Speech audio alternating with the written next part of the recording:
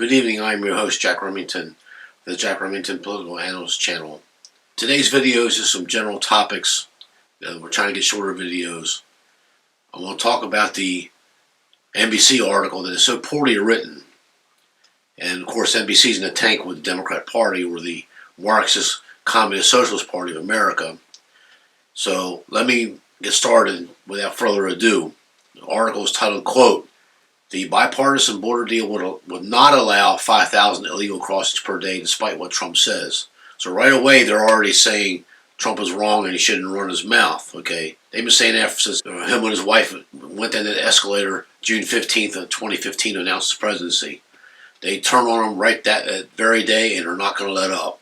They're just not going to accept Donald Trump no matter how good he may be for the country. They're not going to accept him. They fear Donald Trump. He represents a meritocracy of decades ago, that they can't meet the standards, because they know it themselves.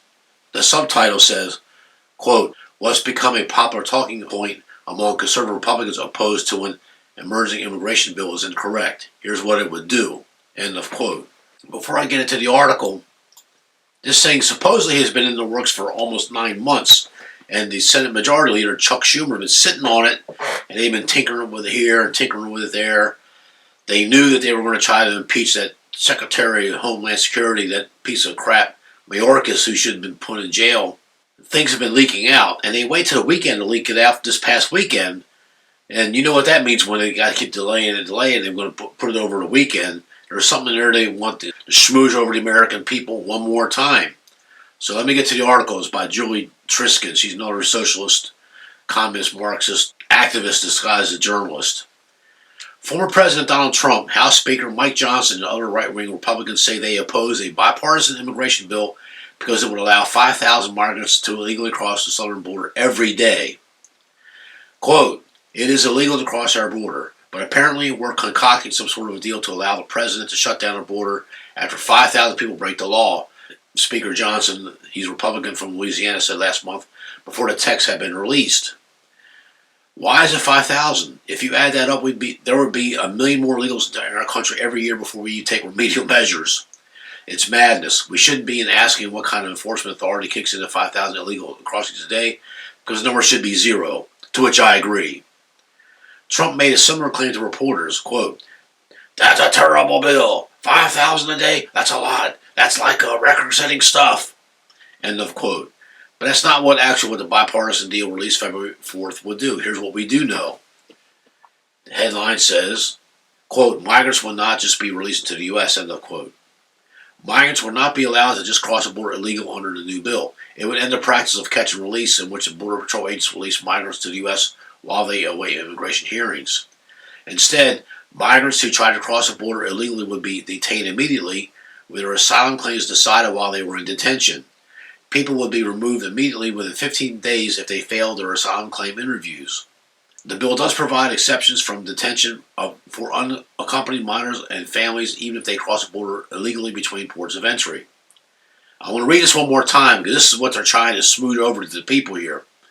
It says, "The bill does provide exceptions from detention for unaccompanied minors and families even if they cross the border illegally between ports of entry."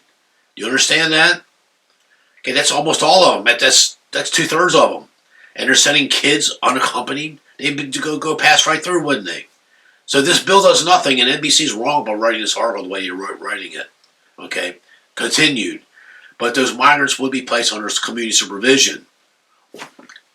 Wow, how about that? What looks like to be at the discretion of the Department of Homeland Security. In other words, Marcus is going to keep letting them through. So I got to put this article up here because I want people to read this to see what they're trying to do to us. The mainstream media is so wrong in this, and we need media reform in this country in the worst way. Next paragraph highlight. Quote, "What about migrants who try to cross legally with asylum claims?" End of quote.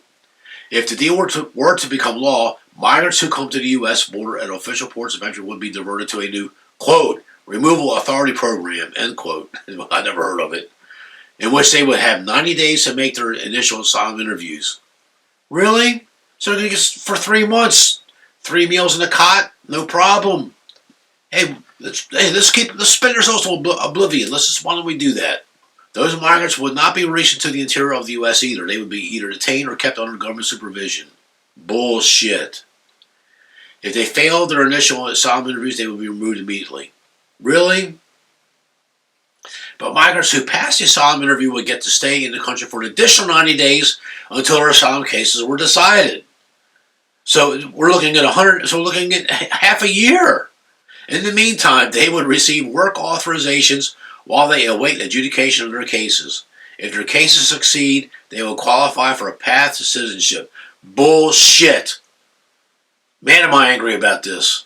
Do you understand what this article is saying to you here? Next paragraph headline, quote, so where did this 5,000 a day figure come from? End of quote. The bipartisan deal does include provisions that would shut down the border entirely if a certain threshold is hit, but those are border encounters, not crossings. See, it's semantics. They're doing the shell game with you people, okay? And they think Americans are stupid. And I'm going to close all this up and tie it all together with my next segment's of clips here. As noted above, no migrants trying to enter the U.S. illegally will be allowed to the country unless they pass asylum interviews or are being held under government supervision. Do you see what they're doing here? Do you see it yet? Under the new immigration bill, the Department of Homeland Security could close a border if too many migrants were showing up with asylum claims. After negotiators conferred with the Border Patrol and officials at the Department of Homeland Security, they crafted the legislation to give DHS the authority to close a border if they reach a 7-day average of 4,000 or more border encounters. A 7-day average of 5,000 or more would mandate a border closure. If the number exceeded 8,500 a single day, there would also be a mandatory border closure. So they didn't answer the question of where did this 5,000 day figure come from, did they? Okay, so Trump was correct when he said this. Okay, it leaked out somehow. Okay, sometimes the leaks are good. When I mean leaks are good, that means the information we got is good. Okay? Next paragraph headline, quote, what happens if the border is closed, end quote. If the border were shut down, at least 1,400 migrants per day who tried to enter at official ports of entry would still qualify to have their asylum claims considered. The rest would be turned away. So at the minimum, 1,400 are going to come in. At the worst case for Democrats, best case for us, 1,400 a day. It should be zero, okay? It's just they're repeating the same thing and they're changing the semantics, they're changing the paragraphs, they're changing the words. This is a horrible, horrible article coming from your NBC News. Okay, go figure. So my next thing I want to talk about, we got this New Hampshire Democrat House Representative. Let me pull her up here. And Chuck Schumer and others that are wrong with what I'm about to show you here. The video is titled, quote, shame on them. Jeanne Shaheen rips Republicans for opposing border bill amidst fentanyl crisis. It's on the Forbes breaking news. I'm not going to play the video for you. I'm just to tell you really quick. She got her, well, where young people are dying of fentanyl and Republicans, shame on Republicans for not signing this bill. Okay, and Chuck Schumer and this Chris Murphy, the Forbes says he's from New Jersey, but I think he's from Connecticut. I think they got it wrong, but that's okay. I don't want to nitpick too much here. So and New Hampshire used to be a red state. They're electing these people that are doing is trying to fool the American people. They think we're stupid, okay? And now I'm going to tie all this in, what I've just talked about for the last 8 minutes, was that we had the border closed and well under control with Donald Trump's Remain in Mexico policy. You forgot about that. And the second day Joe Biden took office, he reversed Trump's Remain in Mexico policy with an executive order. And when it went to court, it got under appeal, and then Joe Biden won. The first time the court said, no, you got to keep the Remain in Mexico policy, it wasn't good enough for them. They fought it. And they went to the Court of Appeals in the 2nd District of Washington, D.C., and Biden won. Okay? Also rubber stamped by the Supreme Court. I saw a clip the other day with Hakeem Jeffries. He's the House Minority Leader for the Democrats. Oh, the Republicans won't sign that bill. That's to keep tricking their base. Their base must be some really stupid people or they don't care. Okay? Anything goes. Because what they're trying to do with the border here is bring as many immigrants as they can. Hey, we Democrats let you in. Republicans want to kick you out. So they're going to vote Democrats, aren't they? Wouldn't you? Okay? It's not necessarily all their fault. They're complicit with trying to get into their country when they go make their own countries great. But they can't make their own countries great because what those other governments do, including Canada, they tell people, you don't like how we want our governments? You can get the hell out of here or you might disappear. They threaten people when they get challenged in these foreign countries. And don't tell me I've been all over the world, okay? And you can look this shit up for yourself. Don't take my word for nothing, okay? So they come here because they're allowing it. Our politicians, our Congress is selling us out and rubber stamped by the Supreme Court who won't do shit, okay? I'm so mad at the Supreme Court. We had all this under control, but no, you got to get rid of Donald Trump. No, we don't care what kind of, we don't care if he saves our country. We need to get rid of Donald Trump. He's a threat to democracy. He's a threat to our democracy. No, he's a threat to their freaking pocketbooks. That's what happened. He put the government on a spending diet. He had the military-industrial complex under control. No new wars. Inflation 1.2%. All-time record labor participation rate for 3.5 years until this COVID bullshit hit. Okay? It was all designed to take a president down. Okay? The 2 weeks turned into 2 months to 2 years and affected 2 sets of elections. Remember that, folks. They did this to you, and you voted for them again. You put most of them back in office. Okay, this is on you.